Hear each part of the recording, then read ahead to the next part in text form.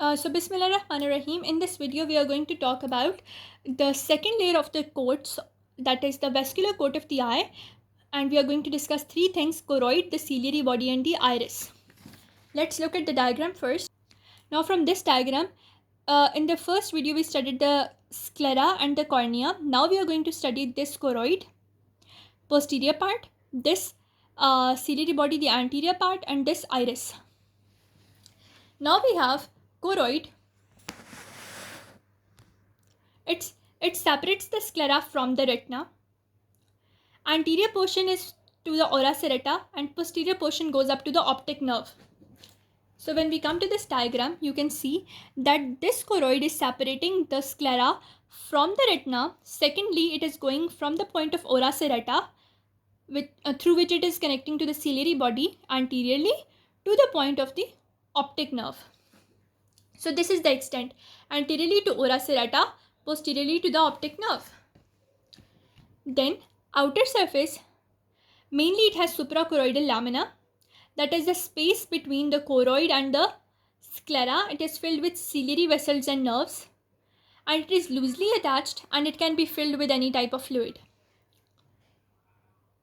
Now if we look at this diagram, as I told you that this is the choroid, and choroid is exteriorly connected to the sclera. So from exterior to interior, we can see a lot of layers.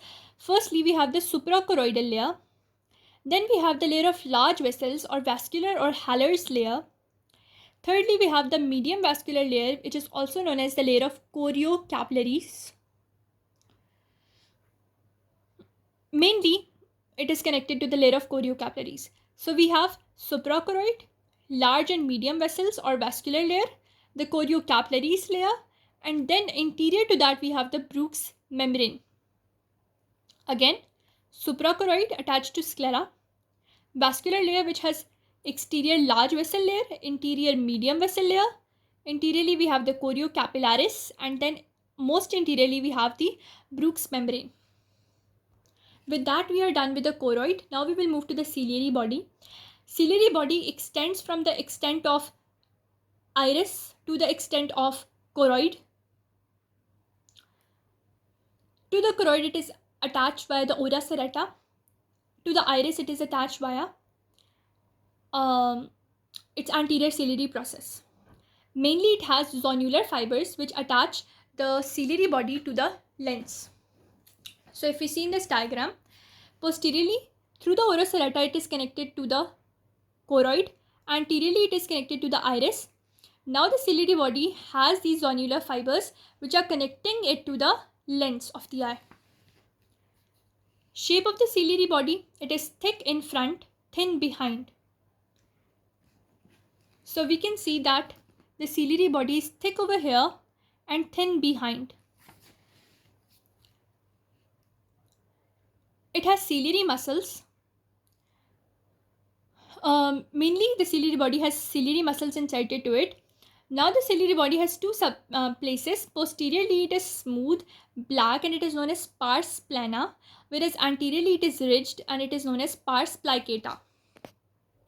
So in this diagram you can see that the choroid has posterior portion which is smooth and it is known as pars plana, and anterior which is rough, it is indented and it is known as pars plicata, and the pars plicata is majorly going to form the aqueous humor of the eye. Now we have zonule or the zonular fibers which are thickened vitreous membrane. They are attached to posterior surface of the ciliary processes. Posteriorly they cover the hyaloid fossa. Anteriorly they form suspensory ligament of the lens. So these zonular fibers, anteriorly they form the ligaments of the lens, and posteriorly they are going to cover the hyaloid fossa. Now ciliary muscle. There are three types of ciliary muscle: meridianal muscle, radial muscle, and circular muscle. And they are unstriped muscles and they are parasympathetic in their connection. Whenever the muscle are going to contract, they are going to relax the zonular fibers. I will show each and everything to you. But first of all, you need to know that from the Edinger-Westphal nucleus, through the oculomotor nerve, through the ciliary ganglion, the parasympathetic fibers emerge and they go to the ciliary body and cause the contraction. Now there are three types of ciliary muscle. One ciliary muscle, this longitudinal or meridional fibers, they extend anteriorly from the scleral spur to the suprachoroidal lamina. Anteriorly scleral spur, posteriorly suprachoroidal lamina. Then we have the radial muscles, and then we have the circular muscles. Longitudinal, radial and circular.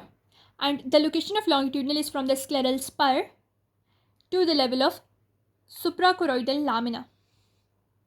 And we know suprachoroidal lamina has ciliary vessels and arteries. Now in this diagram you can see whenever the ciliary muscle is relaxed, the suspensory ligament gets taut and the lens is flattened. This is used for far vision. For far vision, ciliary muscle will be relaxed, suspensory ligament will be taut and lens will be flattened. Always remember, ciliary muscle and suspensory ligament, they are always going to be different from each other. Whenever ciliary muscle is relaxed, it is going to tighten up the suspensory ligament and narrow the flat lens. When we have to look at a book like I'm reading right now, or I'm looking at the notes, I'm looking very nearly. That is why ciliary muscles are contracted in such a situation. The zonular fibers now are relaxed. The lens becomes rounded because there is nothing to pull on the lens. As a result of which we are able to see nearby objects. Now we will talk about iris. Mainly, which location is that of the iris? It has a gap which is known as the pupil. It is an adjustable diaphragm which allows the amount of light that is entering the eye. Whenever you are in sunlight, you need a little bit amount of the light to pass through, so your pupil is constricted. Whenever you are in darkness, you need large pupil or dilated pupil for maximum light to pass through, and that is known as dilated pupil. It controls the amount of light entering the eye and divides the eye anteriorly into an anterior and a posterior chamber. So if we look at this diagram, we can see here is the iris. The gap between the two iris, it is known as the pupil. Just in front of the lens it is present. The iris divides the eye into this anterior chamber, this posterior chamber. From the posterior chamber there will be a fluid, aqueous humor, flowing through the pupil into the anterior chamber. So this is the major significance, and iris controls the amount of the light that is entering the eye through this gap within the iris, which is known as the pupil. Now margins. Iris has two margins. One margin which is towards the pupil, it is known as pupillary margin.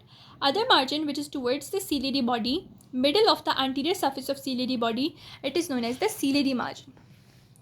So this margin towards the pupil is pupillary margin. This margin towards the middle of the anterior surface of the ciliary body, it is known as the ciliary margin. This is pupillary margin.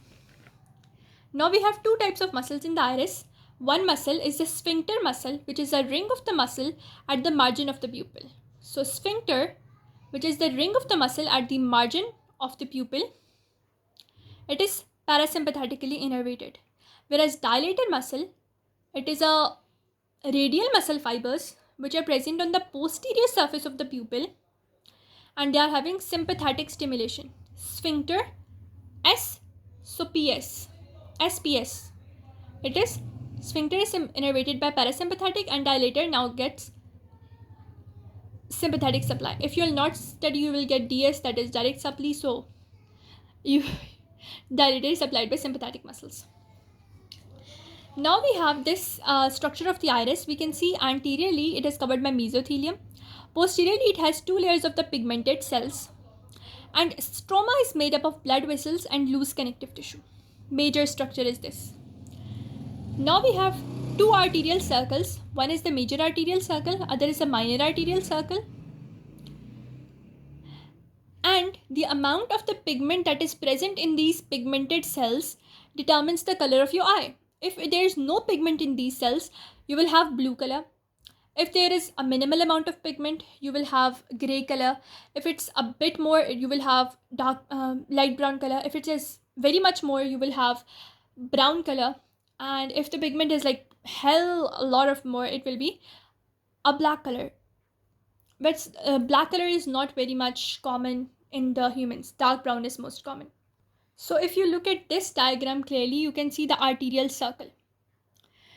The anterior ciliary arteries and the posterior ciliary arteries, long anterior and long posterior ciliary arteries, both of them, they are going to have anastomosis and make the greater arterial circle. Then this greater arterial circle will surround the pupil and it will form the lesser arterial circle. So greater arterial circle, it is formed by the anterior and posterior long ciliary arteries, which anastomose. And then this greater arterial circle gives off certain branches surrounding the pupil, which is known as the lesser arterial circle.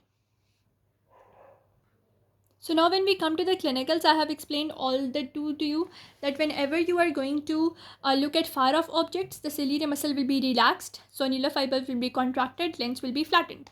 Whenever you're going to look at nearby objects, ciliary muscles will be contracted by parasympathetic stimulation, sensory ligament will be relaxed, lens will be fatter.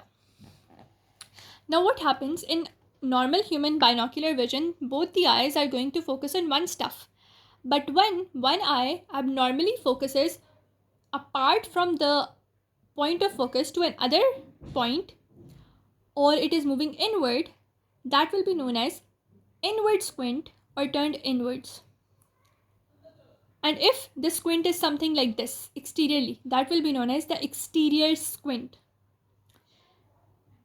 So this was about the middle coat of the eye, which had the choroid. If you look at over here, so the middle coat was mainly the choroid, the choroid, the ciliary processes, and then the iris. Mainly it was the choroid over here, the ciliary body over here, and the iris over here. With that, we come to the end of our middle coat. In the next video, we are going to talk about the inner coat of the eye, that is the neural coat or the retina.